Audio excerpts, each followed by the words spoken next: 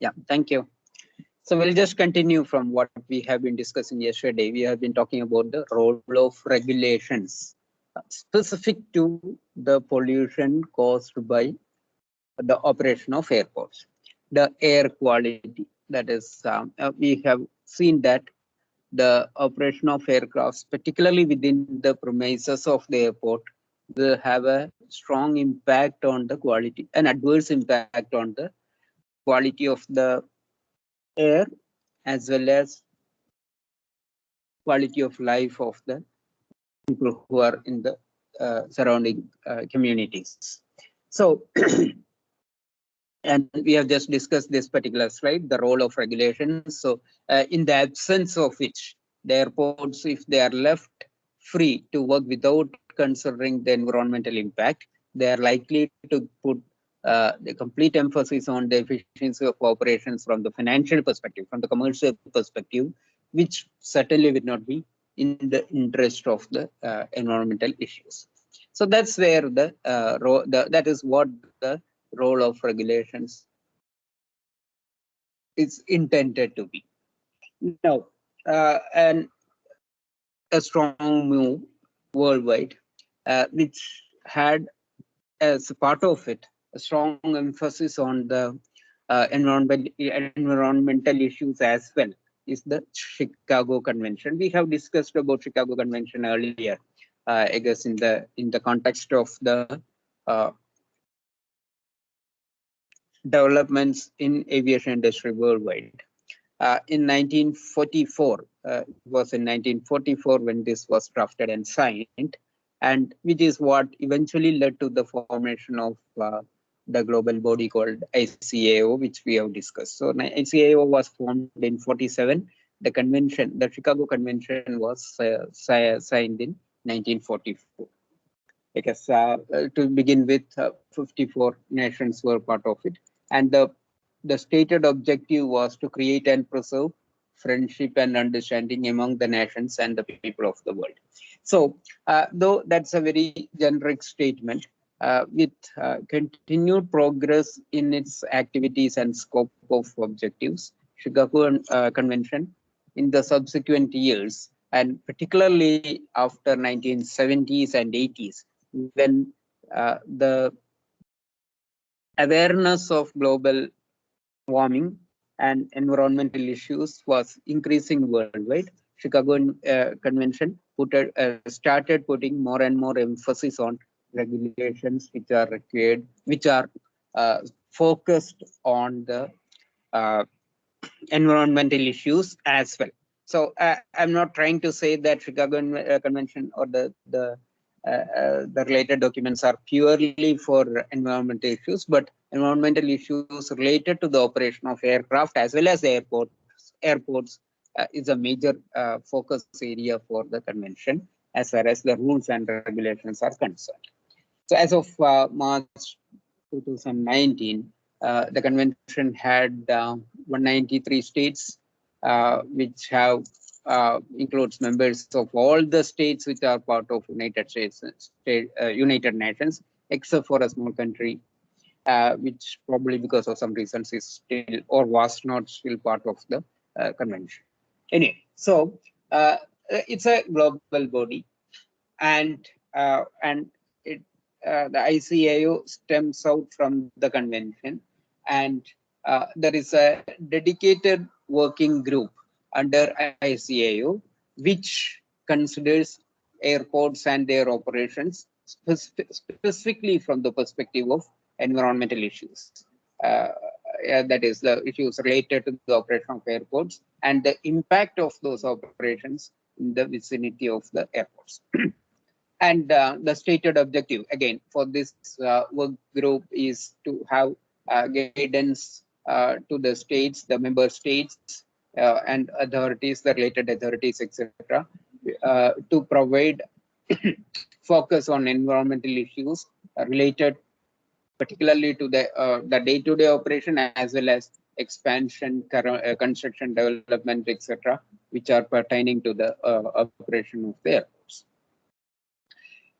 And then there is a development of global best practices which are sort of guided or which are led, pioneered by the ICAO group, working group, which is focused on it. One of their documents, which is focused on airport operations, and particularly airport operations with emphasis on air quality, is what is referred to as Airport Air Quality Manual. I just shown a screenshot which is taken from their website of this particular document, which is available in the full PDF form on the site. So, Airport Air Quality Manual. This particular manual, a fairly detailed document. It's actually not a regulatory one per se. The purpose of it is not to lay out rules and regulations, but it's more like providing guidance from the perspective of administration as well as technological aspects related to the issues that pertain to the quality of air quality in and around or in the vicinity of airports. So uh, their stated objective again is as a source of advice and practical information to assist the member nations of ICAO in implementing best practices with respect to airport related air quality. So it's more like a guidance manual which is intended to be assisting the nations to uh, implement best practices with regard to the quality of air surrounding the airports. And in order to help this, it provides a process to determine the best approaches and analytical frameworks for assessing the airport-related air quality and identifies practices that pertain to different operation scenarios.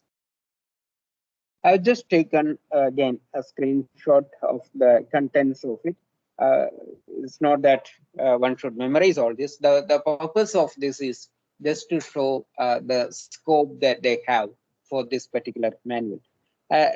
More importantly, to highlight how much important, so how much importance ICAO as an organization is putting on the practices that pertain to the quality of air in and around the airports.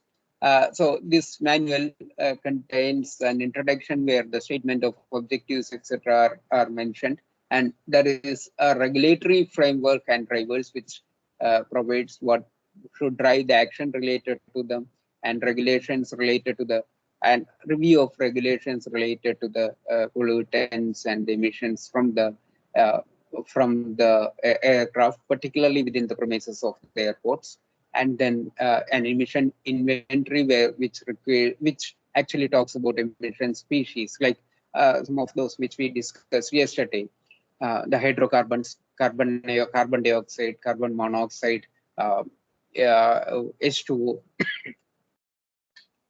etc. So, and of course, the oxides of nitrogen, oxides of sulfur, etc. So all these are also listed or discussed in this document.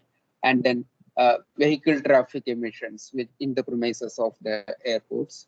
Then dispersion modeling, that is the particulates, suspended particles, which are minute carbon particles, which are also part of the product stream that comes out from the aircraft engines.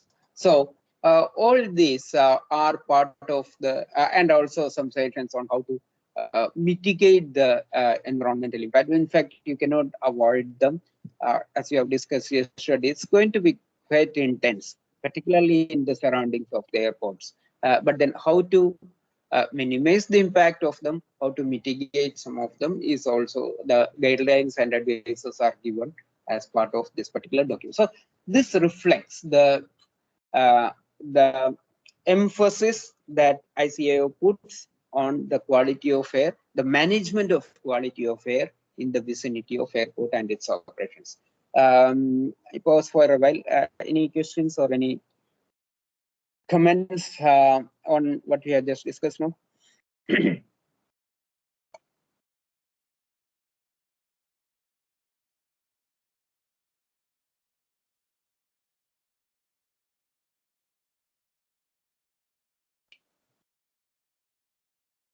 Okay, so we'll continue. Again, I've just taken this chart from that particular quality manual. This gives guidance with respect to the measurement locations of air quality uh, in while managing the airport emissions or monitoring the airport emissions, more importantly. So the manual says that there should be regular monitoring of the quality of air in and around the airport, so the premises. So it actually says how those should be decided, how the locations, the measurement locations. Actually, it also talks about the measurement means and what are the parameters to be measured, etc.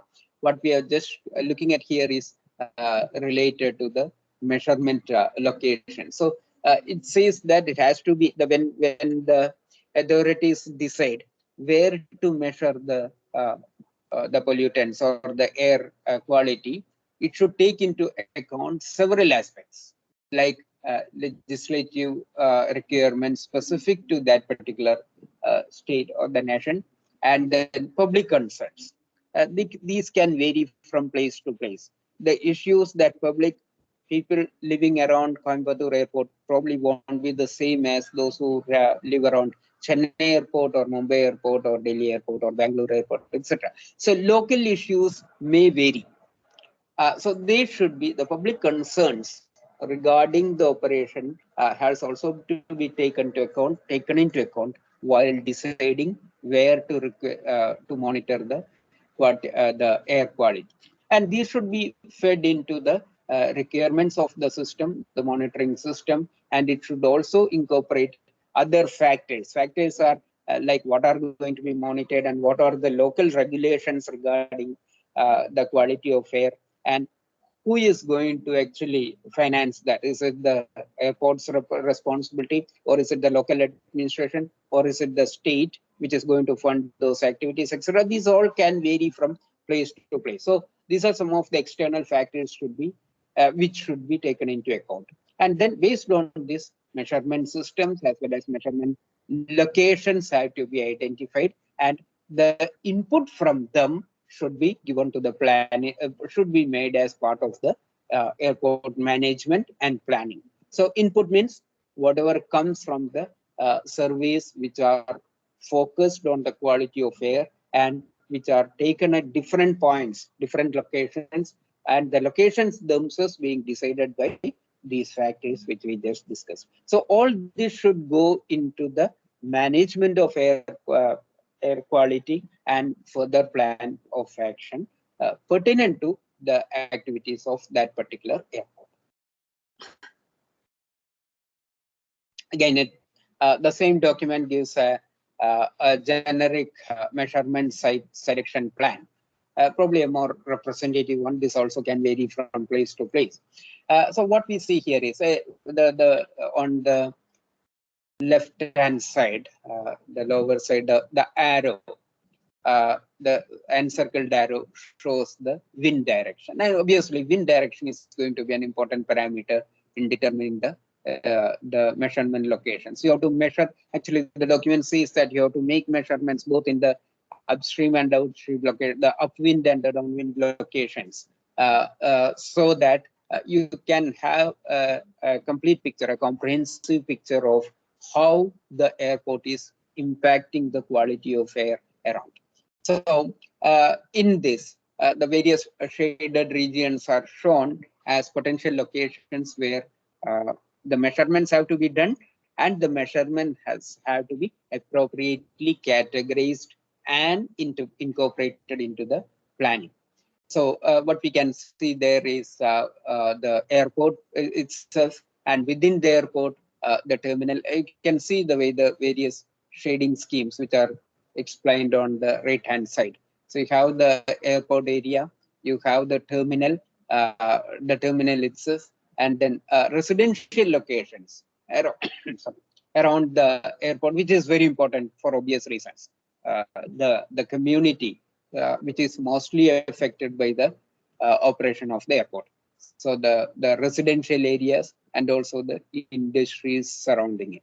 Now, industrial area is particularly important because industrial area itself may be contributing to the pollutants. If it has, if there are industries which have emissions, then they may also be contributing to the pollutants in the air. So in such cases, it is important to isolate what comes from the airport, what comes from the industry, what is the relative contribution of each of them, and how each of them should be managed. From the specific perspective of the airport management, the monitoring or the quality measurements should be able to say that the output of the, or rather the pollution caused by the airport operation is such and such. So it should be the, so all that should come from the survey of the of air quality in and around the airport. Now, so that all these are come as laid out by ICAO. I just also put this milestones again. It's not for memorizing, but just to show from the particularly from the perspective of emissions and environmental concerns, environmental issues, some of the stated milestones in the actions or the decisions of ICAO.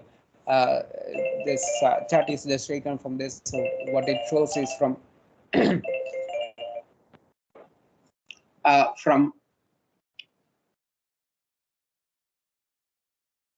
1985 all the way till 2019, and various years are shown in it: 95, 2001, etc.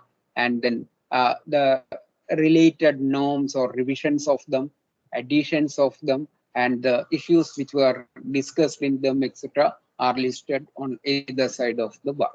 So they show the progressive increase in the environmental concerns, increase in the activities focused on environmental issues, and also the constant monitoring and updating of the issues and the indicators and the emission, the airport quality revisions, etc., as it takes place along the timeline. And in that, for example, the airport air quality manual was probably first made in 2010, is what is indicated here. In fact, there are subsequent revisions. The revision that or the revision that I've shown here is dated 2016 or so. So it gets updated quite frequently, and the revisions reflect the change in strategies, change in guidelines, etc., change in requirements, etc., pertaining to the aircraft emissions and airport operations. And these are all also reflected by the respective guidelines or regulations made by the state authorities in various nations. For example, DGCA has been constantly monitoring on the fuel emission, and fuel emission norms have been or keep getting revised from time to time. This is just from a press release that pertain to new fuel emission norms for airlines and airports, where it states that the impact of the previous revision, and then states what is going to be the new revision, etc. So as you can read in the news clip, it says, well, the total number of aircraft movements in India increased from 3.6, etc., etc. Some numbers. Carbon emission per flight dropped from 0.22%.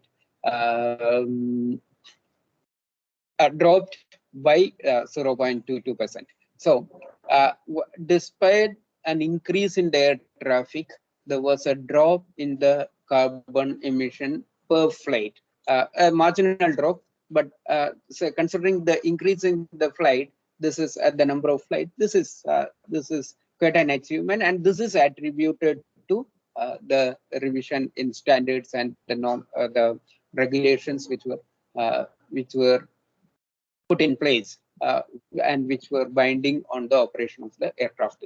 So these are the initiatives from the nations on imposing or following the ICAO guidelines and the regulations, etc., incorporating the factors which are important for the local operations.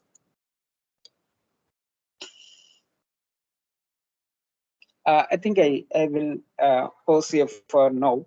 Probably I'll stop the lecture for now. We'll continue from the subsequent sessions. But before we go to the presentations, I would like to also look at the schedule of VIVA, those who have not had it so far, and then and rescheduling them or to have it or to check with their convenience and then have it or schedule it. So what I'll do now is first we'll stop sharing. I'll just go to the Viva schedule, and I would request people to respond about your availability and tell me, suggest a time or say whether the time that I propose is okay with you, etc. I'm just going to the list and just looking at people who did not have the Viva yet. Because there are quite a few people in the in group one. Some of them asked me to reschedule it. Like I don't know that I missed on my this one some of them. So in any case, we'll just look at the numbers again and then try to reschedule them. Roll number 17, Giridhar. Giridhar, can you please respond? Can we have the event the afternoon today?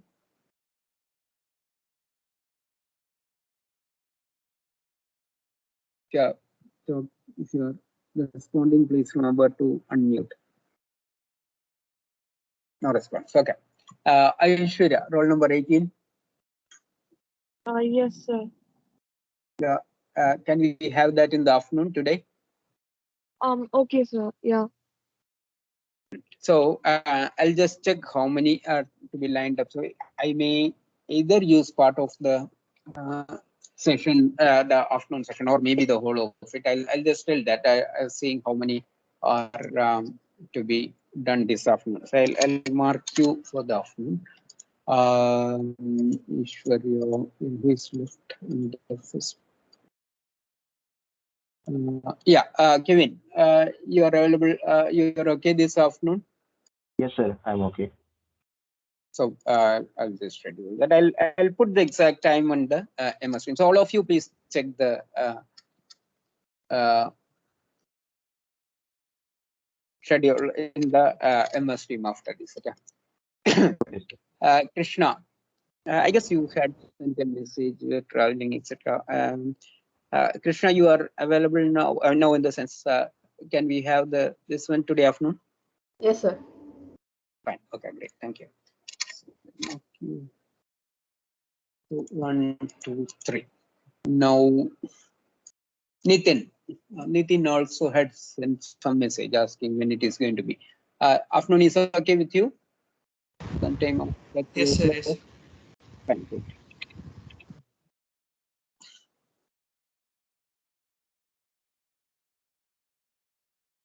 Sanjeev Krishna was not keeping well, so I'll check with him later.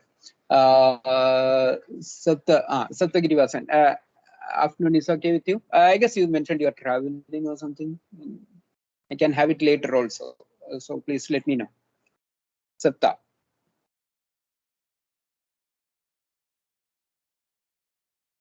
Silent. So I just put question mark there. I don't know which is availability. Roll number 39, Seshat. Yes, sir. We'll have tomorrow, today afternoon, sir. Great. Thanks. Then that's all I think. Now, any of you, if you didn't have and if I didn't read the name, you know. Sir, 5 Akshara, yes. I also don't have my name. Yeah, sorry. So roll number 5, Akshaya. I think I called. You didn't respond. Yeah. Oh, okay. Can we have it I'm afternoon? okay with. Yeah, I'm okay with today afternoon. Great. There seems to be quite a number of people this afternoon. So what I'll do is I'll probably use I will use the session for time for the Viva, which means 2 o'clock onwards. I'll put this schedule and we will not have the class this afternoon. I repeat this class today, Tuesday afternoon 2 to 3. We will not have the session. We will have the Viva for the missing people. So we will, for the class, we will meet again tomorrow morning. Okay, so with that, I keep quiet. Team 2 or 1 who is ready can please share their screen and have the presentation right now. When can I have my midterms? Sorry. When can I give my midterm exam? You are okay now? You are fine? Yes, sir, I'm fine. Just give me some time, then I'll because I need to set that up in AUMS. I will let you know. I will individually let you know when I have done that. Okay. Okay. And then please keep Sanjay, if you have any, if you took any treatment, etc., please keep those medical certificates ready, because rescheduling the online exam, COE may ask for some medical certificate, etc. So please Yes, keep that. sir. I don't I need have- it, but then please keep them ready if you have. Okay. I have it. I also sent a mail to them directly. Fine. Okay, fine, great. So I'll let you know when when you can take the exam. Okay. Okay, sir. Okay. Great. So who? Team 2? Sir, good morning, sir. Good morning.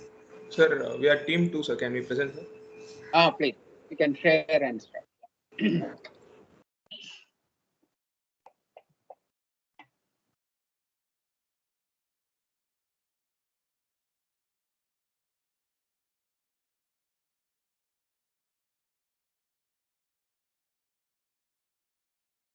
Sir, can you hear me, sir? Yes, I can hear you. Okay, The sir. screen is not yet visible, I think. Yeah. Okay, sir. We are team 2, sir, and we'll be present. Please.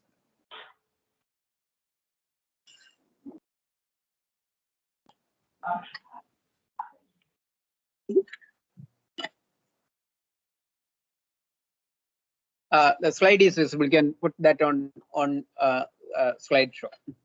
Okay. Good morning, everyone. I am Ramanathan. On behalf of Group 2, we'll be presenting on public-private partnership study of Delhi International Airport. So now the Delhi International Airport is named as the Indira Gandhi International Airport, and the ICAO code and IATA code are shown in the slide. And this is the present look on how the terminal looks like. So when did this start, the public-private partnership? So on 31st of January 2006, aviation minister and the group of ministers, they planned to, they agreed to sell the management's rights to Delhi Airport, of the Delhi Airport to DIAL. What is DIAL? DIAL is the Delhi International Airport Limited. So this is a joint venture, and it is jointly ventured by these groups. But before that, on May 2nd, 2006, the management's rights were handed over. Now, since then, from 2006 to 2015, this joint venture formed by GMR Group, Fraport, Malaysia Airports, and AAI. So we all know about AAI. It is the government body which holds the management's rights of airports. And apart from that, there were international business groups that include Fraport, which is a company, which is a business company from Germany, and then Malaysia Airports, which is business company from Malaysia. And apart from that, major part of the venture is taken by GMR Group, which is a one famous business group from India. And after 2015, Malaysia Airports decided to withdraw from the venture, and then this stake was sold to GMR Group. Now, let's look into the shareholders part and the percentage of stake that each venture shares. So, before the Malaysian Airports withdrawing from the venture, it was distributed like this: that GMR Group had major part, 54%, and then government body, which is AAI, had nearly 25%, that is 26%, and the rest includes the international holders. And during this exit of Malaysian Airports, Malaysian Airports sold this 10% stake to GMR Group for $79 million. As we can see see from the stake percentage that public body is being taken the maximum of management roles compared to the public, which is Airport Authority of India. And now, after 2006, DIAL steps in. What it does soon then is that Delhi International Airport was facing a problem in handling passenger traffic.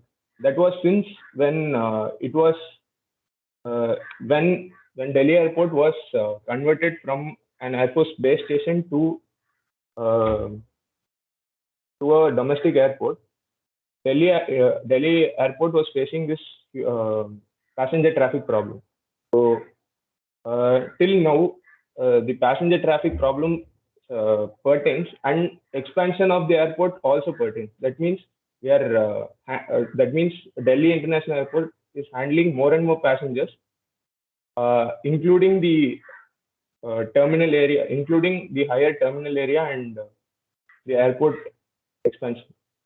So it was seen that in the financial year 2016 to 2017, the international airport handled 57.7 million passengers. This was like nearly 40 million 2 or 3 years ago, which had increased to 57.7 million. And as you can see, the amount of cargo also is very high during this financial year. So, as the problem faced by, as we can see, the problem faced by the international airport. So they have come with a master plan called the Master Plan 2016. What this master plan does is that it solely expands the airport, also with some new innovative parts, which includes the interrail. So during this process, certain chaos has been there, and that was this during the expansion process.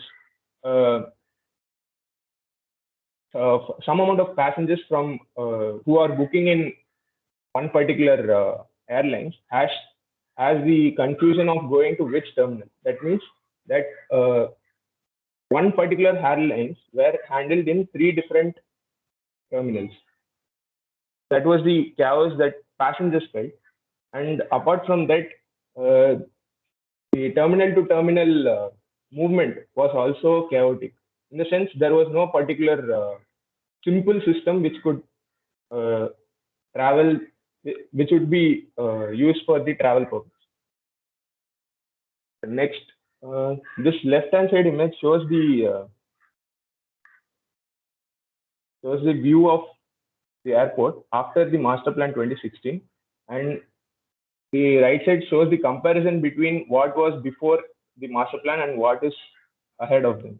So it includes the various baggage belt, in the sense how much baggage can be processed, and how many gates are being there for flights, and so on. And the main thing is the capacity. That capacity is nothing but the passenger traffic, which has grown to 40 million now. not in the sense not now, in the sense in the 2017, which would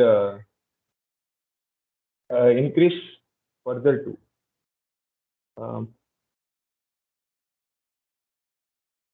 What is the progress that DIAL has made?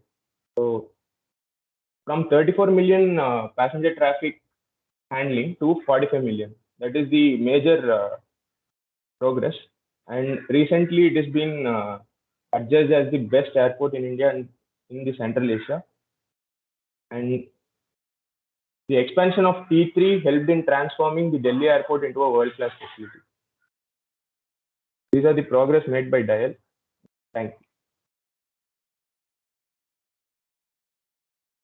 Thank you. Actually, a good presentation. It covers the path that was followed from a chaotic airport to a world-class facility. That's good. But one thing that you missed out, or I couldn't get from the presentation, is the issues that were faced in the PPP. For example, I know that there were actually some issues, particularly which actually even went to the court. Which was related to the labors, the lost labors because of PPP, private participation. So, do you recall anything related to that, Ramanathan, or anything? I haven't looked Actually, right. Actually, people were up in the arms. Actually, I guess there were issues related to acquisition of land, but in addition to that, people, probably the staff who were part of AAI had gone to the court challenging some of the movements, etc. And I guess they were all compensated well. Actually, it was all, and it all ended amicably well. I mean, they could be compensated well, but for a few years, actually, those struggles lasted. In fact, that's an important aspect of any of these privatization moves.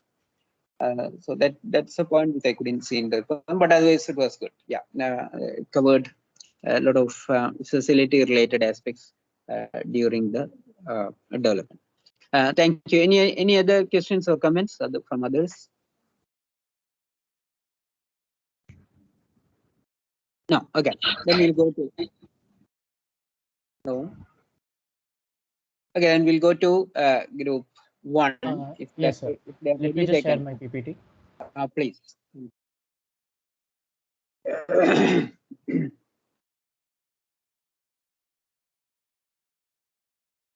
I hope you can see it, sir. I can see it. Yeah. Okay. So good morning, everyone, and today I'll be talking about the public-private partnership aspect of Cochin International Airport and how the process and the timeline looked like. Yeah, so this is the overview of what we'll be looking at today.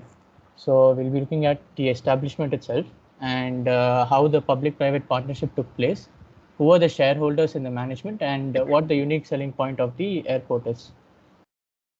So before we move into the management side, let's look at a few important facts about Cochin International Airport. So this is the first commercial service began on June 10th of 1999. And this is the first international airport developed under public-private partnership in India. And it is the busiest and the largest airport in Kerala and the 4th largest airport in South India. And it caters to about 62% of total air passenger movement in Kerala. This is the 3rd busiest in terms of international traffic and the 10th largest overall in India. It became the world's first solar-powered airport after inauguration of its mega solar power plant in 2015. So let's look at the.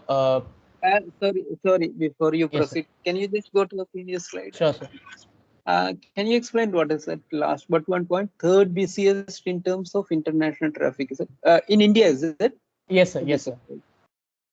Are you sure? I mean, is it a reliable information?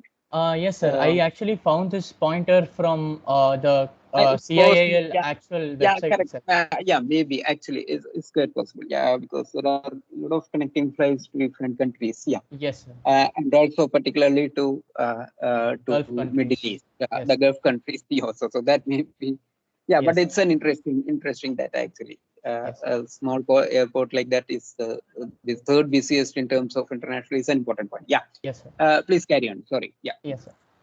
So, like, let's look at why establishing this airport was so important. So, at the time of during the late 90s, only two main airports, international airports, were operating in this state of Kerala, which was Trivandrum and Kozhikode, and there was a utmost necessity for a third international airport, as many frequent travelers to the Gulf to and fro could not travel to the other airports and have a layover of about 1 or 2 days from Mumbai to go to the Middle East.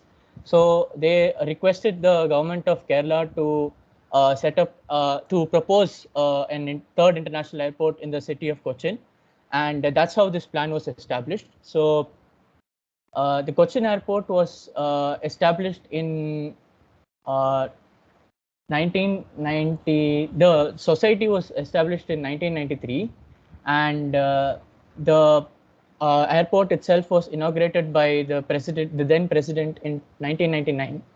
And since then, it has had many ups and downs.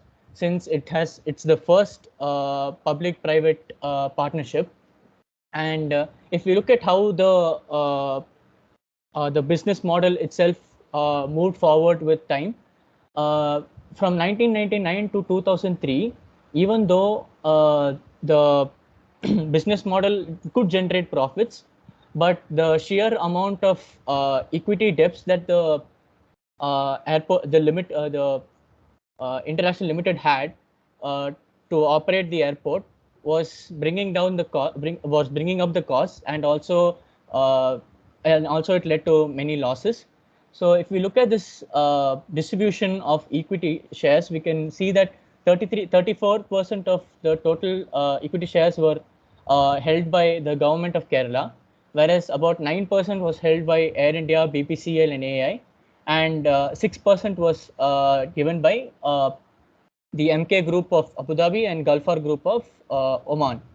And the remaining 36% was provided by the non-residents of India. So that is a lot of public funding that we had. And if we look at the formal distribution of equity participation and the deposits that were provided, we can see that there is a fair share towards the government of by the government of Kerala. The government of Kerala provided about 33 crores, and the non-residents of India provided about 24.23 crores. And we can also see loans taken for the establishment of the airport. And this huge amount of 152 crores was what led to the increased losses during the first 5 years of the operation of the airport. And this was somehow this somehow got corrected because of the new policies that had established in the early 2000s, and the debts were gradually reduced, and the HUDCO was finally settled with its loan. And since 2004, the airport has been running profitably. And let's look at the implications for governance which occurred during the establishment of the airport, and this could be true for any other airport that has been established. That is land acquisition, rehabilitation and resettlement, viability of airports, and risk mitigation and staffing. Now, there were many issues regarding the land acquisition, since the government of Kerala had a huge stake in the establishment of airport itself, and a separate Cochin International Airport Society was formed in order to take care of the land acquisition problems and take due process of the resettlement. Now, this is the business part of it, and a unique selling point of Cochin International Airport would be the mega solar power plant that it established in 2015. Now, this has cut down its costs by about 30%, since its establishment, and it's basically a 15 megawatt power station, which has about 46,150 solar panels laid across 45 acres of land near the international complex. And the CAL doubled the solar production to 28.8 megawatts in 2 years, and it also aims to expand its solar power with 3 more mega projects, and would increase its efficiency and power saving capacity by up to 50% in the forthcoming years. And that's also. Thank you. Okay, good presentation. I covered many of the unique aspects pertaining to the PPP model of Cochin Airport, which is particularly important because that's the first PPP model that was tried in India. Yes. And it's the fact that it's running in profit, it continues to run in profit, is also a good indicator. And I guess that NRA participation is also probably a unique aspect of this particular airport. Yes. Yes. Good, thanks. Any questions, anybody?